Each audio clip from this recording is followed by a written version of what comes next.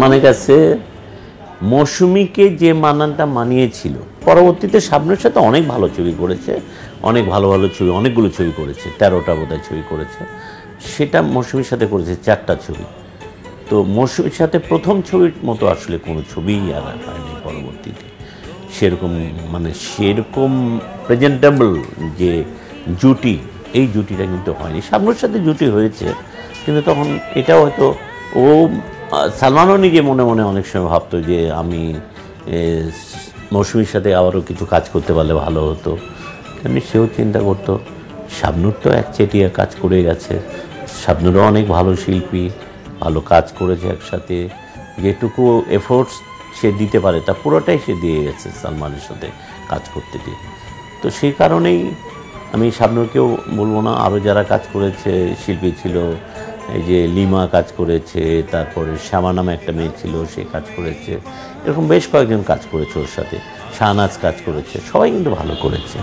সেই রোমান্টিক ছবিগুলোতে আসলে আরেকটা সঙ্গীত লাগে। সঙ্গীতটা যদি সমপরিমাণ হয়, সমান সমান হয়, তাহলে সেটা বেশি মানুষের কাছে ভালো লাগে। মানুষ কিন্তু গল্প পছন্দ করে, গল্প দেখতে যায়। সিনেমা দেখা মানে হলো কিন্তু একটা ভালো গল্পের চিত্রায়ন দেখতে চায়।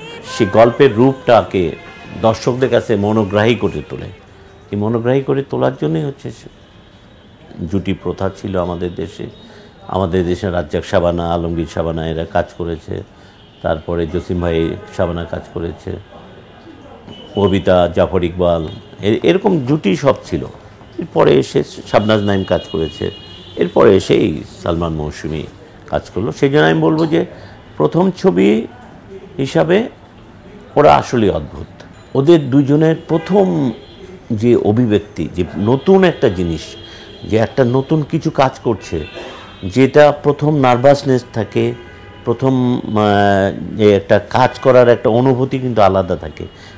যেমন নতুন বউ নতুন বই, ওইটা কিন্তু পুরাতন হয় না। ওইটা পুরাতন হয়ে গেলেও কিন্তু তখন সেই নতুন বই সেই চার্মটা থাকে না। তেমনিভাবে চলচ্চিত্রের কথা আমি বলতে পারি যে এটা একটা নতুন বইয়ের মতো, একটা নতুন জুটি, এটা একটা নতুনভাবে মানুষকে আগ্রহ তৈরি করে দিয়েছিল, এবং রোমান্টিক ছবি বানানোর জন্য মানুষের আগ্রহটা বেড়ে গিয়েছে। বাবা বলে ছেলে নাম করবে।